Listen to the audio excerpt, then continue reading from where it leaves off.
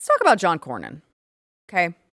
It's really simple when it comes to John Cornyn. And there's one thing you need to know as we discuss John Cornyn. And one thing that you should know about him is this. We are ashamed that you are our senator in Texas. You rhino piece of shit. You rhino piece of shit. That's John Cornyn. That is him summed up. But not only is he a rhino piece of shit,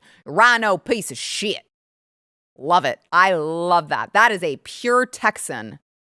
Dripping with the Texas accent, the Southern accent, calling a rhino piece of shit exactly what he is. That man was a patriot. I wish I had that man's number. What do you mean was? He what? You said he was a patriot. Oh, he is. Sorry. Thank you. Golly, Stephen. I thought we lost him and I was nervous. No, I hope not. I don't know. That's why I wish that I had his number. I'd like to keep up with that man. See if he'd like to come with me to the next, convention, just to see what kind of good trouble we get into. But John Cornyn is not just a terrible America Last traitor. He is also a spineless garbage ghoul who stands for nothing other than to keep himself in power. Because we know he has been in there for like 250 billion years, and he doesn't actually believe any of it. Listen. I know his ads that you see is like, oh, I'm besties with Donald Trump. Here's me and Donald Trump arm in arm at the border because we are in total agreement. No, it's all lies. And you know what else is? Now that he is groveling for President Trump's endorsement, he's pretending like he gives a shit about Republican causes like the SAVE Act. And so he allegedly wrote an op-ed for the New York Post. Now, I'm sure it was ghostwritten. I don't know it to be true. I'm just saying, I don't think John Cornyn he's so passionate about passing the SAVE Act that he wrote something entitled, Why the SAVE Act Matters More Than the Filibuster. Oh, yeah. I'm sure John Cornyn really, really thinks that. By the way, also, I love that the New York Post kind of quietly, subtly did him dirty with the picture, because we actually, that picture that they picked out of all the pictures that exist of John Cornyn, we've used that same picture on our photos to, he looks terrible. We were like, which picture does John Cornyn look the worst in? That's the one we want to pick. And it was that one. It was the same one. So I see you, New York Post. And do you know what? I respect it. Mad respect. Okay. So in this, he's like, after careful consideration, I support whatever changes to Senate rules that may prove necessary for us to get the Save America Act and Homeland Security funding past the Democrats' obstruction through the Senate and on the president's desk for his signature. This could be a talking filibuster that removes the obstructionist free pass and makes them defend their indefensible views on the Senate floor, or it could be a different reform. Yeah, I'm sure after careful consideration, I wonder if that consideration was realizing you're going to lose to Ken Paxton in the runoff. Okay, what was the careful consideration, John? We've been talking about this for a while. We've been saying for a very long time, they should have gotten rid of the filibuster a long time ago, as soon as we got the majority. If you think for 1 second that these traditions that you hold so dear, that you are unwilling to change, if you think for 1 second that the Democrats, as soon as they get power, are not going to pull the rug out from under you and just do all these things anyway, you're sorely mistaken. They don't care about any of this. They don't care. The ends justifies the means for these people. And the only people who were preventing them from already doing it was Joe Manchin and Kyrsten Sinema. They're out the door. Okay? So please, John, what was the consideration? What was the consideration? What has changed? What has changed?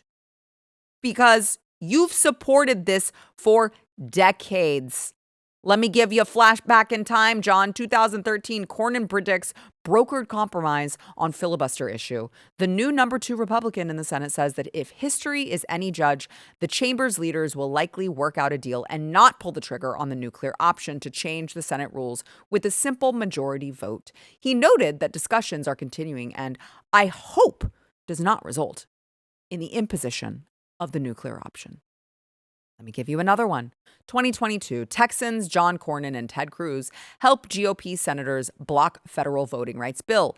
This would have changed the rules to allow the filibuster to be broken with a simple majority vote. Let me give you another one. We're traveling through time, John. 2024, Senate GOP promises to preserve the filibuster even under Trump. Senator John Cornyn, he shouldn't be allowed to have the R next to his name, who is running for GOP leader, has made similar statements. It's so crazy how when he's trying to get in good graces with President Trump, that he's trying to get that President Trump endorsement, now all of a sudden he's got careful consideration. Very careful consideration that John Cornyn has now actually done. Now, the one thing the mainstream media is actually decent at is calling out Republicans. You can be rest assured that they will do that. And usually it's really annoying, but I'll make an exception in NBC's case with this particular one. You previously said that nuking the filibuster would be taking a wrecking ball to Senate rules. Is that no longer true? I said I'd be open to reforms. What would you say to those who say you just changed your mind to win the president's endorsement? I'd say that's not true. Oh, You also said that if I think we're through. Go ahead. Go away. Thank you. compelling, John. Compelling. I'd say that's not true. Oh, wow. Now you've convinced me. Your Mumblesworth over here has now convinced me. He is telling the let's say that's not true. You got a mouthful of marbles there, John? The only thing that really bothers me about this, well, I shouldn't say the only thing. One of the things that bothers me about this clip, other than the obvious lack of respect for that woman who was asking him questions. Excuse me, sir, you work for us. We pay your salary. Answer the damn questions and do so with respect, okay? She's not there's no gotchas that this particular, I would get it if they were being rude or abrasive or anything. She's being perfectly respectful asking the questions. You're going to tell her to shoo her away like she's a servant? Go away. Go away. You're dismissed. I've dismissed you, peasant. You, dude. But the thing that really bothers me is that after he's just treated her like that, they're like, thank you. Thank you. Don't tell him thank you. He's a rhino piece of shit.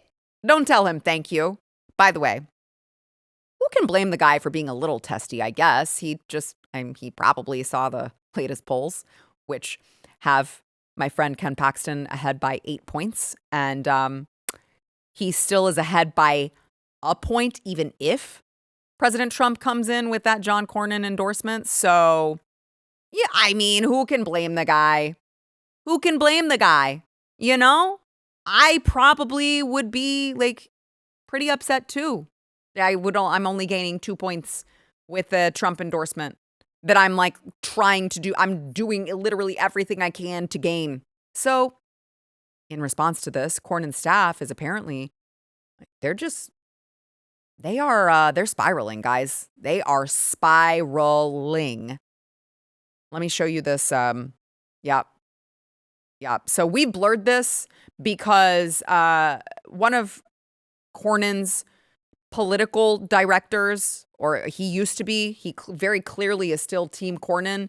He is now distributing sexually explicit deepfake pictures of Ken Paxton, which, that's Ken Paxton in gay BDSM fetish wear, which is now in violation of the Texas Penal Code, carries a 1-year jail sentence. Yep. I say throw the book at him.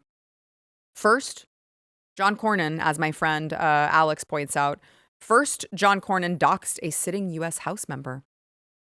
Now, his staff or former staff are committing crimes. What is going on? What is going on, actually? So we've blurred it.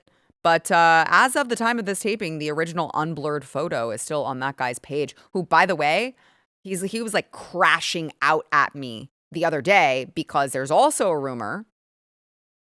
I'm just saying, I haven't confirmed, but I'm saying Emerald Robinson posted that someone like who's in the know over there on Capitol Hill said that John Cornyn doesn't want to release all of the sexual harassment allegations from Congress and the Senate because like he's in them because apparently there's a talk of allegedly of him harassing or assaulting a male staffer. Allegedly. That's all I'll say.